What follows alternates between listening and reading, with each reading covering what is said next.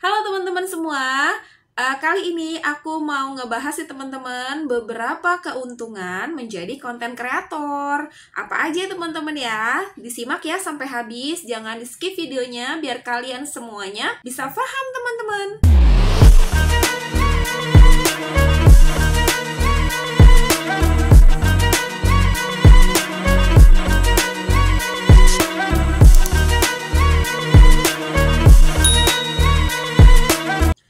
Hai, Assalamualaikum. Ketemu lagi di channel YouTube-nya Cila Anggara. Yeay! Halo teman-teman, apa kabar semuanya? Semoga kalian dalam keadaan sehat walafiat dan selalu dilindungi Allah Subhanahu wa Ta'ala. Amin. Halo teman-teman semua.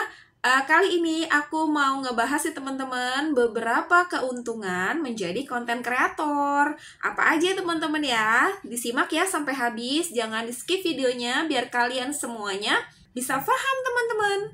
Sekarang nih teman-teman ya, banyak banget yang berminat ya, yang berkecimpung atau yang terjun ke dunia konten kreator atau perkontenan nih teman-teman.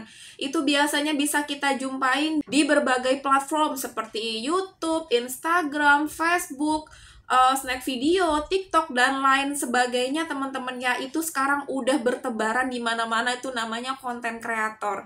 Karena memang menjadi konten kreator ini pekerjaan yang susah-susah gampang ya teman-teman ya. Susahnya itu kita harus membagi waktu dengan kegiatan sehari kita. Gampangnya juga mungkin karena kita kerja di rumah, dengan kerja kita dari rumah itu kita bisa mendapatkan cuan ya teman-teman ya, atau bisa mendapatkan penghasilan dari apa yang telah kita buat teman-teman ya, apa yang telah kita share tentang konten-kontennya kita gitu teman-teman ya. Oke teman-teman, sebelum kita ke pembahasannya, buat yang baru gabung di channel YouTube-nya aku ini, bantu aku terus untuk subscribe, like, dan share sebanyak-banyaknya ke teman-teman kalian juga, biar teman-teman kalian juga tahu nih info yang aku bagikan di sini, biar teman-teman kalian juga itu menjadi lebih berkembang sebagai konten kreator teman-teman. Nah, ini langsung aja yuk kita bahas apa sih keuntungan jadi konten kreator di dunia digital sekarang ya teman-teman ya. Oke, langsung aja, ini dia. Yang pertama adalah dengan menjadi konten kreator itu kita itu makin dikenal oleh orang lain ya teman-teman ya, dan juga semakin menjadi kreatif nih kita. Dan dikenal oleh orang lain, ini akan semakin nih mengembangkan potensi di dalam diri kita nih teman-teman. Jadi kayak aku pribadi gitu ya, aku seneng nih ngomong di depan banyak orang gitu kan. Nah itu akan semakin menggali potensi aku dan bisa membuat rasa percaya diri kita itu semakin menumbuh loh teman-teman. Semakin ada rasa percaya diri dalam diri kita nih teman-teman. Yang kedua yaitu sebagai konten kreator itu kalian akan berpengaruh dan cukup didengar ya teman-teman ya oleh orang lain. Nah biasanya ini sebagai konten kreator itu akan memiliki media sendiri teman-teman ya. Jadi akan memiliki sarana sendiri untuk bisa dijadikan wadah oleh orang lain dengan berbagai info yang mereka suguhkan teman-teman ya. Contoh nih, misalkan dengan channel aku ini, aku memberikan beberapa informasi atau beberapa tips tentang monetisasi Facebook. Nah, itu kalian juga kan pasti mendengarkan apa yang aku berikan informasinya. Nah, itulah salah satu keuntungan dari konten kreator itu teman-teman. Yang ketiga adalah kita itu sebagai konten kreator itu bisa mengikuti monetisasi konten teman-teman. Nah, apa sih yang dimaksud dengan monetisasi konten? Yaitu konten-konten yang telah kita buat itu akan mampu menghasilkan penghasilan untuk kita sendiri teman-teman ya. Jadi dengan konten-konten yang kita bagikan kepada orang lain itu akan bisa menghasilkan penghasilan dengan berbagai syarat tertentu teman-teman ya.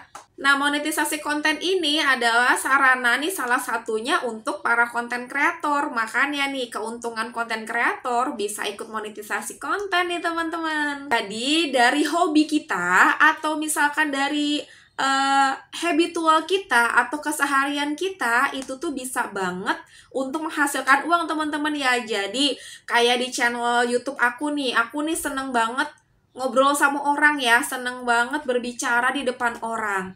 Itu juga merupakan salah satu hobi aku. Jadi dengan kita membuat konten seperti ini pun bisa loh teman-teman menghasilkan penghasilan untuk kita gitu ya. Jadi seneng aja tuh dari hobi kita bisa menghasilkan gitu kan, menghasilkan cuan untuk diri kita sendiri teman-teman ya. Jadi karena sesuatu itu kalau misalkan dijalankan dari mulai hobi teman-teman itu akan asik banget teman-teman. Jadi nggak ada yang merasa dipaksa ya gitu kalau misalkan itu tuh adalah hobinya kita. Tetapi kalau misalkan kita itu menjadi konten kreator dengan paksaan itu nggak enak banget teman-teman. Jadi nih kita itu harus memulai sesuatu itu karena memang kita suka, karena memang itu kebiasaan kita, dan kita itu sudah cukup menguasai ya teman-teman ya, sudah cukup bisa gitu kan. Tapi kita juga harus tetap mau belajar loh teman-teman, jangan lelah untuk belajar ya. Yang keempat adalah keuntungan dalam menjadi konten kreator adalah kita itu bisa mendapatkan endorsement atau bisa menjadi brand ambassador ya teman-teman ya.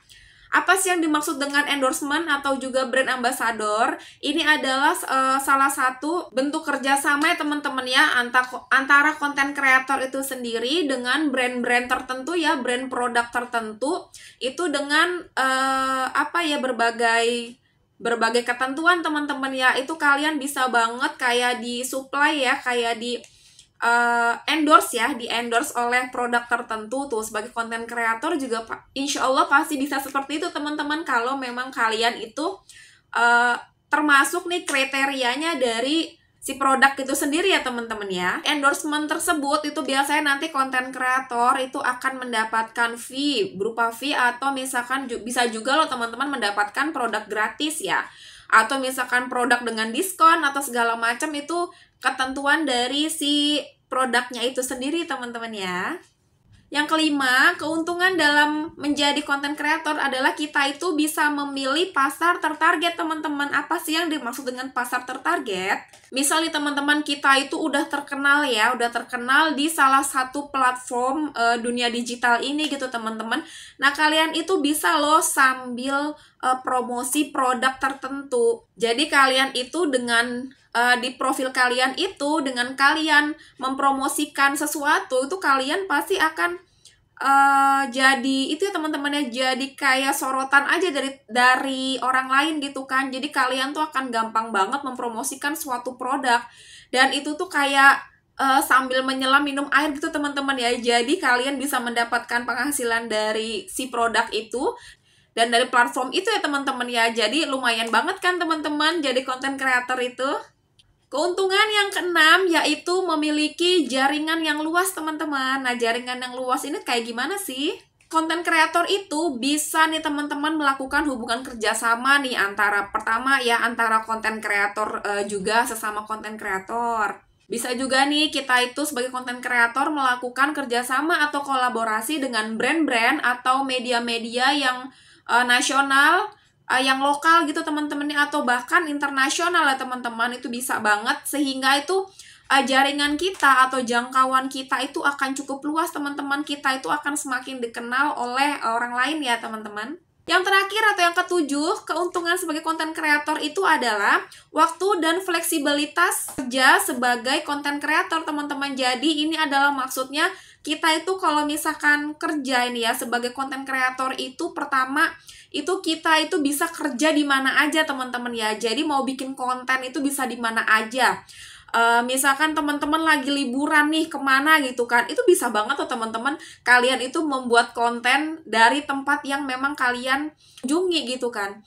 Nah itu bisa banget, jadi fleksibel banget nih kalau jadi konten kreator itu untuk kerja di mana aja. Kayak aku pribadi gini, aku kadang-kadang kalau misalkan membuat video dari video Facebook gitu kan, itu juga aku membuat konten dimanapun lagi aku berada gitu kan. Jadi fleksibel banget, nggak harus ditentuin dari misalkan kalian harus di sini, kalian harus di situ. Bikin videonya itu nggak banget ya teman-teman ya. Apalagi teman-teman ya, kayak misalkan sekarang kan udah dunia digital teman-teman ya, kayak YouTube, Facebook, TikTok segala macam itu kan udah pakai internet teman-teman ya. Jadi nih kalian kalau misalkan lagi di luar rumah pun itu kan bisa banget loh teman-teman membuat konten-konten yang pastinya menarik ya buat para audiens kita gitu kan. Jadi nggak mesti kita harus di rumah gitu kan membuat kontennya gitu. Dengan kalian keluar rumah pun itu bisa banget loh sebagai konten kreator itu membuat konten-konten yang menarik ya teman-teman.